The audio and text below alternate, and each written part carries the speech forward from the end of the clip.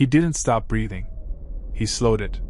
Because that night, even the rise of his chest could betray him. When the dust settled, he found himself lying beside men who were no longer moving. Their uniforms torn, gear scattered, silence settling unevenly across the field. Then the footsteps came back. Measured, unhurried, returning to check. He made a decision. He would not move. Not for minutes. Not for hours. Not even if they stood over him. He would become still. And hope stillness was enough. The operation didn't collapse all at once. It fractured. A radio transmission cut off midward.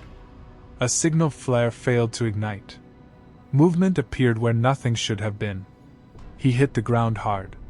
The impact forced the air from his lungs and drove grit into his mouth. For several seconds, there was only a high metallic ringing in his ears. When sound returned, it returned in pieces. Fabric brushing dirt. A muted command in a language he did not recognize.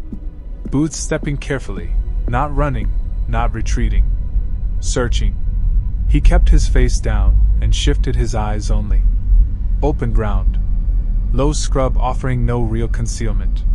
Smoke drifting thin and uneven across the terrain. Too exposed. He rolled half an inch, no more. Through the haze he saw figures moving methodically between bodies. Not his unit. Too calm for that. Training told him to reposition. Instinct told him something else. Don't rise. Don't crawl. Disappear. He loosened his grip on his weapon. Let one arm fall at an unnatural angle. Turned his face slightly into the dirt so his features blurred in shadow. His eyes stayed barely open, just enough to see shapes through his lashes. Not enough to show life. A beam of light swept across the field. It passed over him once, then returned. Paused on his boots. His heart reacted before he could control it. Hard. Fast. Heavy against his ribs. He slowed it deliberately. In through the nose. Out through parted lips. Shallow. Quiet. Bodies don't flinch. Bodies don't swallow. Bodies don't react to light. For the first time in his life, he practiced not existing. Module 3, the hours stretch. Time lost proportion quickly. Minutes lengthened. The night air cooled and settled into his clothing. Cold crept into his joints. His right calf tightened without warning. A sharp cramp that demanded movement. His toes curled inside his boot. He let the pain sit there, unanswered. Somewhere beyond him, metal scraped against stone. A low voice muttered something brief. Boot steps approached from his left. Slow. Intentional. They stopped close enough that he could hear fabric shifting with breath. Something heavy was dragged across dirt nearby. The sound passed behind him. Then forward again. Closer this time. He felt the vibration through the ground before he heard it. A body being repositioned. He did not allow himself to process whether it was someone he knew. Stillness is unnatural. The body rejects it. Muscles demand relief. Lungs demand deeper air. But survival sometimes requires the opposite of instinct.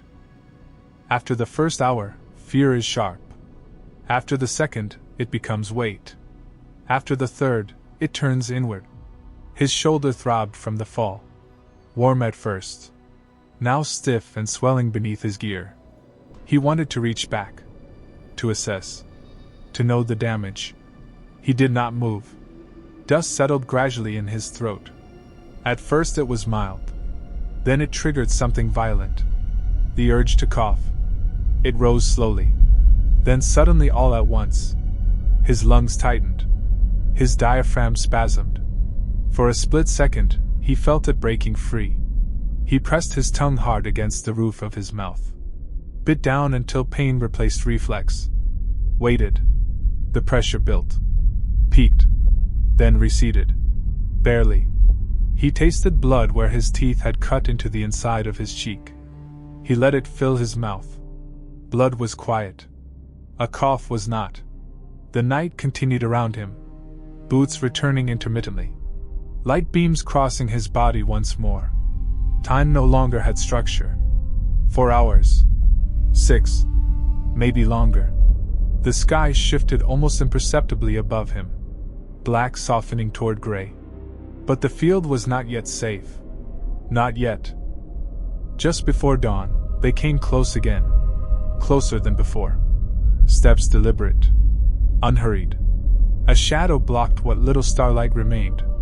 Something nudged his boot. Not forceful. Testing. Every nerve in his body ignited. The instinct to pull back was overwhelming. To protect the leg. To reclaim ownership of it.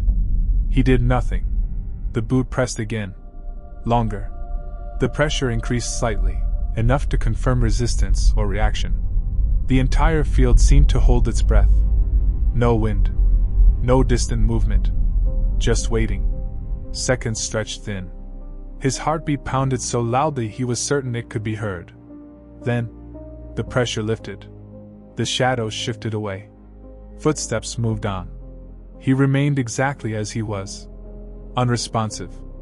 Unremarkable. Alive. Morning did not arrive dramatically. It seeped in. Gray replacing black in slow degrees. He did not trust it at first. Light can deceive. He waited longer than he believed necessary. Stillness had kept him alive. Movement required certainty. When he finally allowed his fingers to move, they trembled uncontrollably.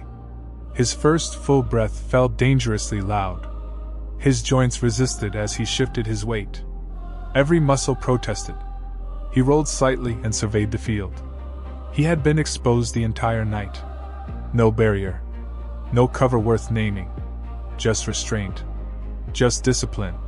Just breath measured carefully against darkness. He reconnected with friendly forces later that morning. Dehydrated. Shaken. Exhausted beyond language. When asked how he endured it, he did not speak about bravery. He spoke about control. He said the hardest part was not the fear. It was resisting movement. Resisting the body's demand to survive loudly.